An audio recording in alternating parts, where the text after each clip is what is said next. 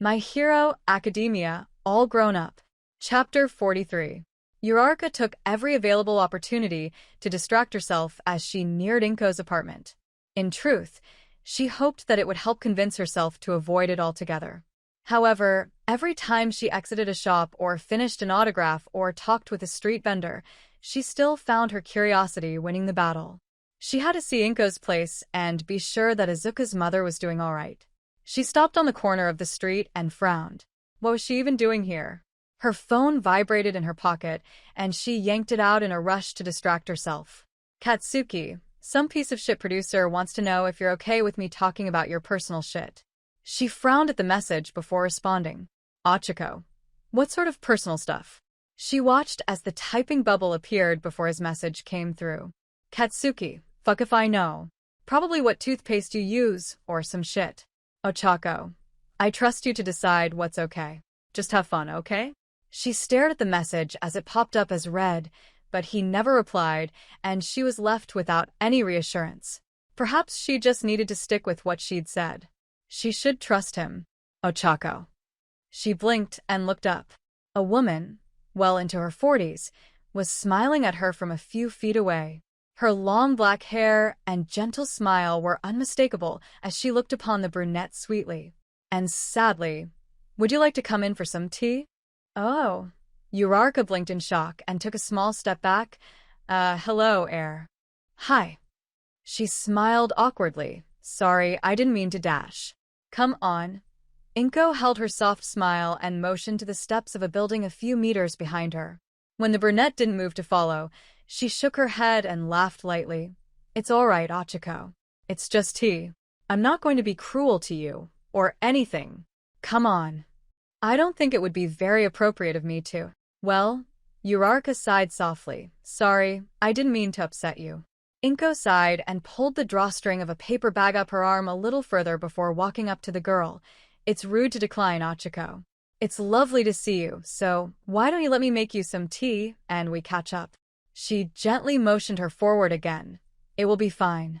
Uraraka swallowed her embarrassment and nodded. Okay. She followed Inko into the little apartment building and up a flight of stairs. They stopped at the third door, and the older woman opened it. Izuku got this place for me. I told him he didn't have to put me anywhere fancy, so this was a good middle ground, don't you think? Uraraka stepped through the threshold to see white marble tiles and spring blue walls. A stunning painting of cherry blossoms was elegantly framed over an antique fireplace, framed with white painted bricks. A breeze from an open window fluttered the wispy curtains, and wind chimes hanging on the balcony clattered happily at their entrance. It's lovely, Uraraka whispered softly and carefully set her bags down on the chic sofa. He did a great job. Well, Inko hummed and glanced around the room. It wasn't meant. Actually, it doesn't matter. I only have suncha leaves right now. Is that all right? She turned toward her spacious kitchen and pulled a red kettle from the cupboard. Of course. Uraraka nodded mindlessly, drawn to a decorated bookcase across the room. She paused in front of it and smiled sadly as she looked at framed photographs from high school and Deku's debut hero days. There were many of Deku winning medals at school and performing heroic acts, but scattered among them were others. She and Deku at graduation, Deku and his mom on the same day, and another of him grinning widely beside a begrudged bakugou. Her smile dropped at that one. Yeah. Inko stepped in beside her. It's funny how time seems to move faster after high school, isn't it? Uraraka licked her lips and nodded, choosing not to say anything about it. I'm sorry again. I really didn't mean to show up like this. I was in town for a work thing, and found that I had some free time, so I just dash. Kachako. Inko laughed lightly. It's really all right.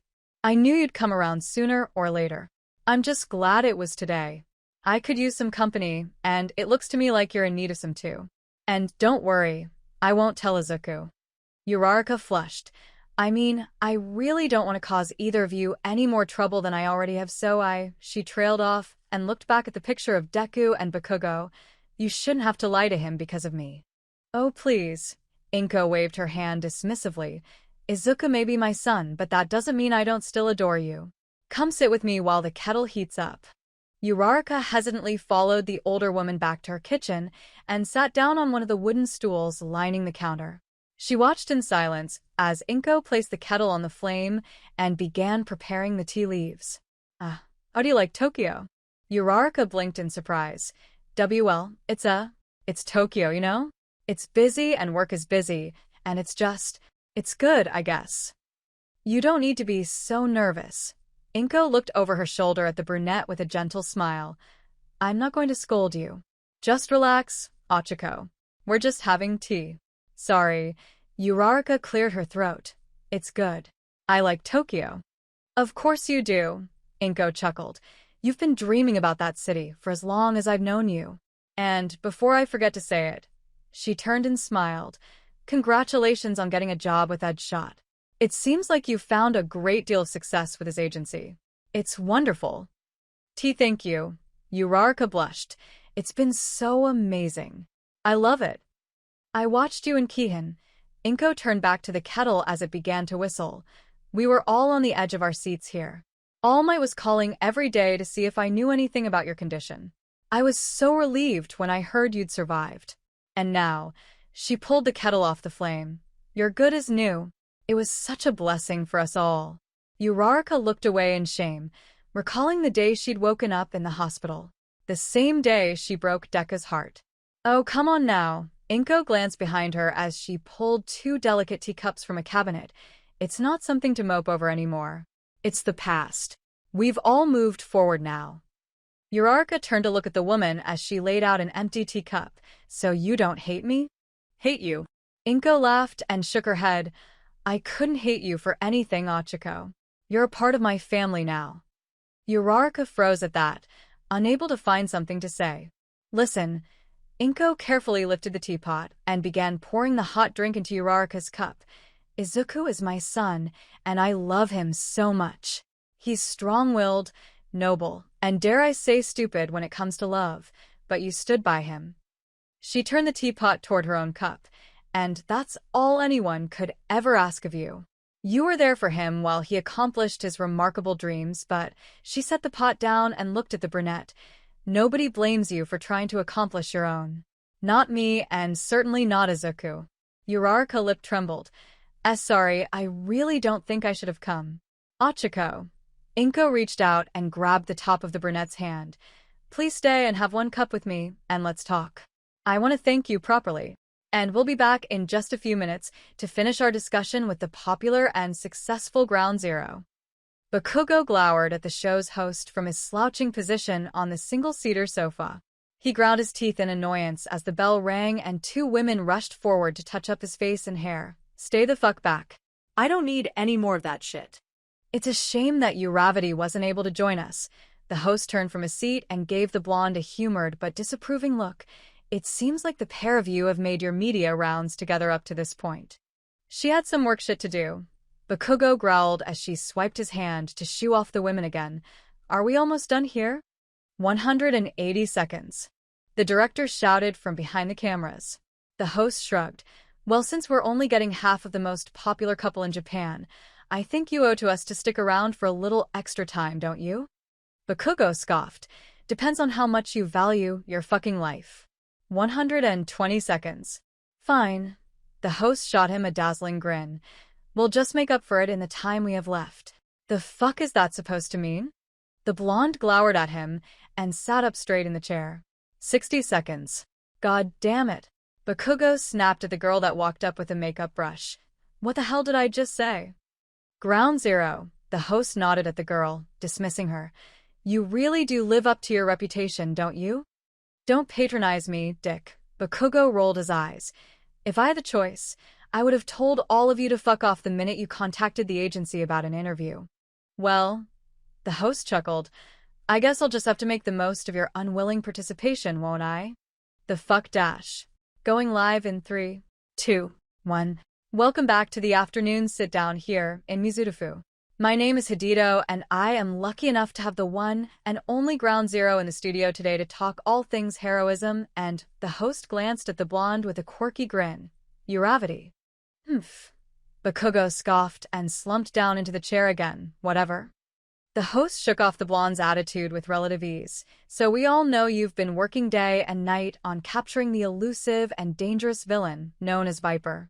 Can you share what it's been like working on your first high-profile case? Bakugou rolled his eyes. Viper isn't anything special, all right? He's just another dirtbag that managed to convince some other dirtbags to do what he says. He's not some mythical fuck. You know what the hell I mean. I'm going to drag him in and make him pay for what he's done. The host leaned back into his chair and nodded. I think I speak for all of Japan when I say that the showdown in Keihan appeared to be evenly matched. I don't think it's really fair to lump him in with other dirtbags that managed to find their way to leadership. He's eluded not only law enforcement, but also hero agencies for more than a decade. Does that change the way you approach the investigation? Bakugou shot the man a disgruntled look. Why the hell would it? And we're not evenly matched. I can kick that guy's a-dash. He stopped himself again and growled. He's sending his lackeys after me instead. He's afraid to face me because he knows I'll put him in the ground this time. There's clearly some unfinished business between you and Viper, the host nodded. When one factors in the injuries that Uravity suffered in Keihan combined with a nearly catastrophic encounter between yourself and Teller, one is bound to think that you have a bone to pick with Viper. Of course I do. Bakugou snapped back harshly. That piece of human debris deserves to get whatever is coming to him, and I'll be the one to deliver it. The host's lips twitched into a smile. So Edshot and Tokyo law enforcement aren't concerned that you may have a conflict of interest in all this? The blonde jerked his head toward the host and glared. What the hell do you mean by that? The host laughed and held up his hands playfully. No need to get defensive with us here. Ground Zero. We just want to make sure all the questions get asked. Conflict of interest, huh? Bakugou ground out through clenched teeth. I'm guessing you're referring to Uravity. Well, of course. The host shrugged easily and leaned back in his chair again. Rumors of a possible relationship began circling months ago following her injuries, but it wasn't until you were spotted on a romantic getaway to Okinawa that those rumors became reality. Did you two begin dating after Keihan? No. Bakugou snapped back. We've already covered this with all the other interviews and crap like that. We started dating in Okinawa. The host nodded. Well, I hope it's not presumptuous to think that it's possible the two of you were at least seeing each other long before your trip, right? It seems that ever since you two began working together, you've grown rather close. We see more of you beside Uravity than your career-long partner, Red Riot. Bakugou scoffed again. Red Riot is still my partner. Nothing is changing that. Well, I think we can all agree that Red Riot and Ground Zero make a fantastic partnership, but going back to the topic at hand, the host dismissed Bakugou's remark. Wouldn't you working alongside not only your girlfriend, but also the heroine that was nearly gravely injured in your last confrontation with Viper be a valid conflict of interest? Bakugou stared coldly at the host for a long moment. Uravity and I are equal partners in the Viper case. She's put in just as much work as I have. Just because we're dating doesn't mean she's not entitled to get in on the action. It's the same either way. The host nodded once and looked at the camera. Well, I think I'm inclined to agree, and I'm sure all of you at home feel the same way. We're all looking forward to seeing what sort of magic the heroic couple can do, aren't we? Bakugou sniffed dismissively and turned his gaze away. Yeah, whatever. However, I think we're all dying to know one thing.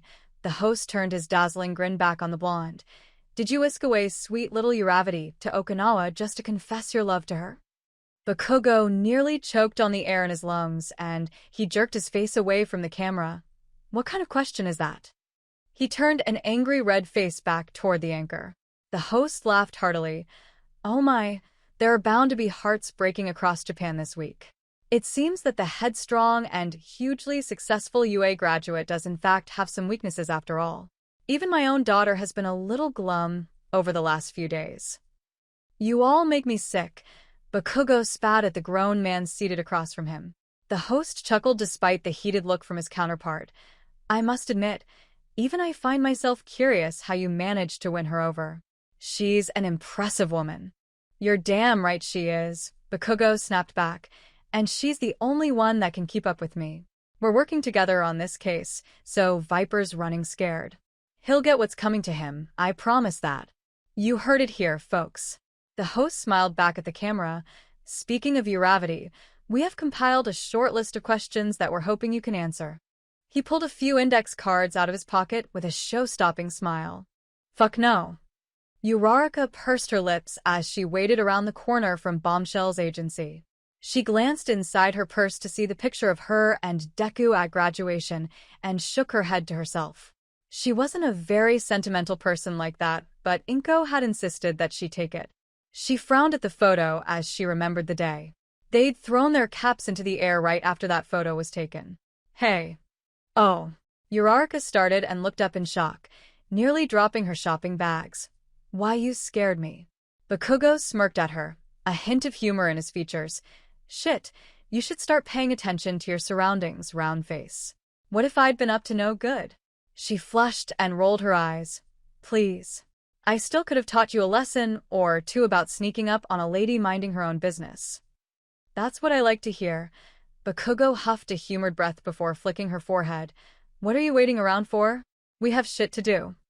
The brunette puffed up her cheeks in annoyance. We're not in a hurry, you know? Our train isn't until late tonight. Yeah, well, the blonde shrugged and gave her a pointed stare. How the fuck am I supposed to take you to dinner if you won't move your ass and get your work done? I was waiting for you, she sputtered before catching on to his playful tone. You know what? Whatever. Let's just go, okay? He released a breath as he watched her strut ahead of him, a row of shopping bags lining her arm. Damn, you really made the most of your free time, didn't you? She tossed an annoyed glare over her shoulder. How was the interview? Don't even ask. He ran a hand through his hair begrudgingly as he followed after her. And I'm fucking dreading seeing your old boss again. Uraraka waited for him to catch up before bumping her shoulder against his. Bombshell isn't that bad, you know? The blonde gave her a miffed look. When I brought the rugrat here to stay with her, she fucking grilled me for 45 minutes about you. I've never been one to punch a woman, but I thought about it. Uraraka giggled. I know. She called me after you left and told me all about it. He turned a scornful eye on her. So, you put her up to it? No. Uraraka's giggle deepened, but I knew that there was nothing I could do to stop it. I figured it was better to let it run its course. She's probably so excited to see you again. Fuck that. He rolled his eyes as he reached for the door handle of the Bombshell agency and opened it for her. Let's just get in and get out as fast as humanly possible. I'm starving. Uraraka gave him a playful look, bribing me with dinner now. Uravity. A sing-song voice boomed from the top of the elaborate staircase. Both heroes turned to see the blonde Bombshell herself, holding out her arms with joy. Oh my, look at you. You look beautiful. Bakugou tensed up as Uraraka's former boss hurtled down the stairs to crush the brunette girl in a twirling hug. He wondered briefly if he should have offered to carry her bags for her, but he didn't have much time to finish the thought before he was berated for it. Oh my, Bombshell dropped the girl and motioned to the bags. This is ridiculous. What kind of man doesn't help shoulder such a load? Oh, shut your trap. Bakugou spat back rudely, reaching out to snatch them away from Uraraka. However, just as his fingers brushed them, they were yanked away. Too late. Bombshell chided him and took the bags herself. You had your chance, mister. And you call yourself a boyfriend? Every nerve down Bakugou's back ignited with irritation, but Uraraka's simple touch on his arm and relaxed smile kept him from mouthing off any further. We're here to see Cho. Uraraka gave Bombshell her sweet smile. Is she available? Of course. Bombshell turned an equally sweet smile on Uraraka before giving Bakugou a set of judging eyes. She's just in the gym with Mirio. Why don't you come with me and we'll send your little boyfriend there to collect them? Bakugou felt the nerves in his back ignite again. I'd rather throw myself off dash. Sure. Uraraka beamed at the blonde before turning a careful smile on Bakugou. It might give us some time to catch up. And he's had a rough day, so it might be fun for him to go spar or something for a little bit. Fuck that, Bakugou snapped. We have dinner plans, remember? Uraraka flushed. That's right. Okay. Well, why don't you just go grab Cho, and then you can meet us upstairs in Bombshell's office. Whatever. Bakugou ground out and shoved his hands into his jean pockets. He paid Uraraka one last look before slouching and wandering into the agency. He stopped after a few seconds and glanced around. A sidekick was walking briskly past when he turned a cold gaze on the young lady. Oi. Where the fuck is the gym? Oh my, Bombshell whispered with a humorous smile. He's a handful, isn't he? You have no idea. Uraraka shook her head in amusement before allowing the blonde woman to lead her up the stairs. We'd better hurry. Knowing him, he'll beat us there. We could just lock him inside with Mirio and Cho for a while, Bombshell mused with a playful wink.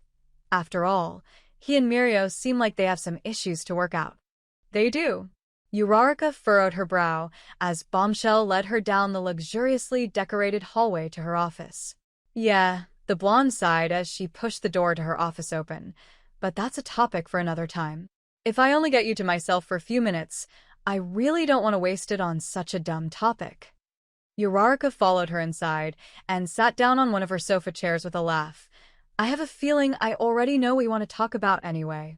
Well, of course. Bombshell set Uraraka's bags down on the floor before she plopped herself down beside Uraraka. I mean, it's all anybody in the media can talk about. She snatched a handful of magazines off the coffee table. Uravity and Ground Zero, the hottest couple since Mount Lady and What's His Face? Kamui Woods. Uraraka tried to respond but was cut off by Bombshell pointing at all the different covers. You know, it's really insulting that I have to hear about this happy new relationship from the tabloids instead of the girl herself. Bombshell shoved all the magazines in the brunette's lap. In fact, it just about broke my heart. I'm like your surrogate mother, Uraraka. You're supposed to tell me about this stuff before I have reporters ambushing me on the street for a comment. They're ambushing you? Uraraka cocked her head in confusion. Bombshell sputtered in annoyance. Well, no, but they should be. I mean, you're one of my girls. The brunette couldn't help but laugh. Oh my, Bombshell. You haven't changed a bit, have you? The frown on the blonde's face slid into a giggle of her own. All right. I'll stop teasing you. But in the spirit of honesty, I'm glad you found someone new. You seem happy. Uraraka flushed and gave her former boss a small smile. I am. He's a good one. PFT. Bombshell laughed again. More like a testy one. I can't believe the nerve he has to use such foul language around your innocent ears. The brunette leaned forward to place the mess of magazines back down on the low table again. Well, I did go to high school with him, so I was already used to it. It's part of his character at this point. And I'm a grown-up now, Bombshell. I'm not as innocent as you think. A long pause made the brunette look up to see Bombshell giving her a terse smile. Oh, Uraraka. The brunette's eyes slowly widened before she melted into a deep blush. Be Bombshell. No, that's not what I meant. I didn't mean it like that. Gosh. Oh my girl. Bombshell dove in to clutch the brunette to her chest. Not only does he have the nerve to speak so crudely, but he's also taken away your innocence. This is unacceptable. What a scoundrel. Bombshell. Uraraka tried to shove her away. I can't breath. The blonde refused to let her go. This simply will not stand. Someone needs to give the boy a stern talking to. Hey. Uraraka managed to pull her head back. That's not at all what I meant, and Katsuki wasn't the first one to dash. Katsuki. Bombshell echoed and released her. You're already on first-name basis? Oh my. This is serious, isn't it? Would you stop? Uraraka turned a beet-red face away, and you can't tease him about any of this. He'll get wiggy about it, and then I'll have to deal with it. Bombshell gave her a warm smile before sitting down in the chair opposite of Uraraka's. Oh, don't worry. I'm more interested in teasing you, sweetheart. You said it yourself, he's a good one, right? Uraraka felt her blush deepen as she nodded her head. She couldn't bear to look at the blonde woman right now. She felt thoroughly embarrassed, and the simple possibility that Bombshell could tease Bakugou the same way made her rot with worry. Poor Mirio. He's been bent out of shape all week about it. Bombshell leaned back in her chair and sighed. He's here every day to help that girl train, but all he can talk about is you. Uraraka sucked in a breath and shook her head. Sorry I didn't tell you that we were together. It just happened so fast. Bombshell laughed. I know it did. It always does. Love is funny that way. I'm just giving you a hard time about it because you're here. She leaned forward and gave the brunette a pointed look. So, you see this lasting, huh? Uraraka met her curious gaze with a hesitant one. I mean, we only just started dating, so I can't really say one way or the other, but... Hey, Bombshell cocked her head. You can say it if you want to, but don't feel pressured. I'm just happy for you is all. He seems smitten. Aichi. Uraraka fought off another blush. She never really could wrap her head around how Bombshell made her feel so flustered in conversation. Oh yeah. Bombshell nodded as she blew a raspberry before she leaned back with a playful grin. I'm just waiting for the perfect chance to use my quirk on him. Uraraka held up her hand defeatedly and shook her head. Please, Bombshell. Please don't do that. For my sake. The blonde woman grinned. I have to do it for your sake, honey. You'll thank me later, I promise you. Uraraka opened her mouth to protest, but the door opened to reveal an extremely aggravated bakugou, a smirking teenage girl, and a stone-faced Mirio that refused to look anyone in the eye. Hey! Bombshell shot up from the sofa. We were just talking about you, Ground Zero. I hope you found your way to the gym easily enough. Come in. Uraraka immediately locked eyes with her boyfriend as he strutted into the room, a spark of angry curiosity in his eyes. He dumped himself onto the sofa beside her and leaned his head her way. What the fuck do you mean you were taking about me? Sure. Uraraka hushed him despite his low tone. Not now. It's work time now. Yeah, whatever. He grumbled and threw his arm over the back of the sofa. Mirio and Cho followed after, taking their seats on the sofa that Bombshell once occupied. The blonde heroine made a dramatic show of dragging her desk chair over the plush carpet to seat herself. No worries, gentlemen. I can do it myself. No need to rush to my aid or anything. You're a grown-ass woman with working legs. Bakugou snapped back at her, but Uraraka elbowed him hard. What the hell was that for? Uraraka only paid him a warning glare before smiling over at Cho. Hey there. It's been a while. How are you? The girl frowned at the two Tokyo heroes across from her. Are you guys always this annoying? Cho. Mirio chided her immediately. That's no way to treat two hard-working heroes that have done nothing but help you out. Bakugou jilted at her insult. I saw your shitty little moves at the gym, kid. You got a long-ass way to go before you're ready for UA. It doesn't help that you have a shit teacher. I'd be happy to kick your ass all day if it meant you were actually learning something. Okay. Uraraka patted Bakugou on the knee and gave him a testing glance. We're all here to play nice, remember? Definitely, Bombshell chimed in from her place. Uravity, you said you brought something to show little Miss Cho, right? Emish? Uraraka dug her phone out of her purse, her eyes snagging on the photograph Inko gave her again, but she forced herself not to linger on it. She unlocked the phone and pulled up the picture that the agency captured. I need you to take a long look at this, Cho. She held it out and the girl took it. All the adults in the room watched as the girl carefully zoomed in on the phone. That's Viper. So what? Anybody can see that. Well, Uraraka cut in before Bakugou could. That's the assumption, but he's not in his usual costume, so it's been hard to be sure. We needed to confirm it with someone who knows what he looks like when he's not in costume. Well, I recognize the car too, Cho shrugged, and the guy driving him around. The room paused, but it was Mirio who spoke. You do?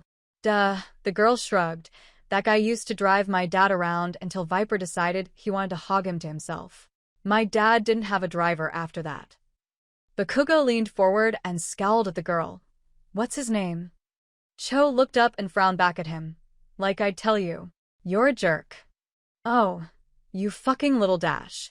Katsuki. Uraraka grabbed his elbow to keep him seated and whispered harshly. Ground Zero. Behave yourself, please. He pulled his arm out of her grasp. I'm famous for being a jerk, kid. And you're no walk in the park either, so it's time you picked a fucking side.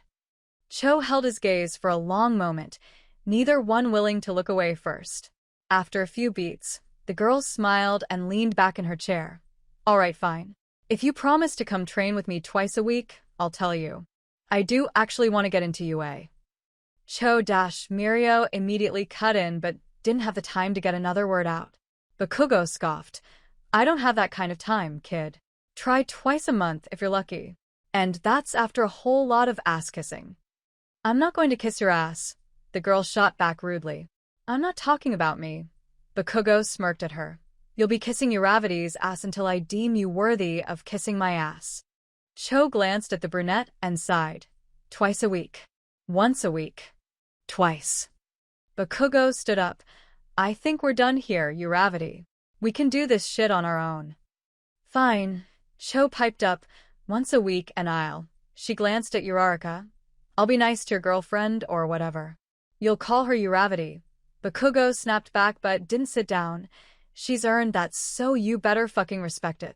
Cho skewed her mouth and crossed her arms defiantly. Alright, fine. Uravity. Bakugou paused for another long moment to stare coldly at the girl before he smirked and sat down again. That wasn't fucking hard, was it? You have a deal, kid. It would be an honor to come down here once a week and hand you your own ass on a silver platter with absolutely no backtalk.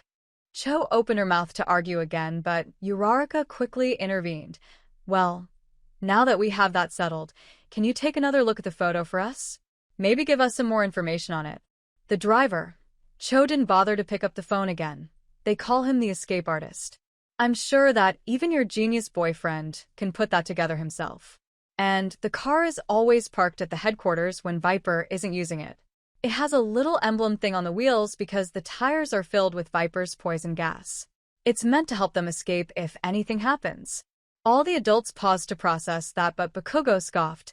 So the whole fucking car is just a chemical weapon. Pretty much, Cho shrugged, but it's like I told you last time. It's that one place downtown that you need to check out. Viper's hiding there because my dad got captured.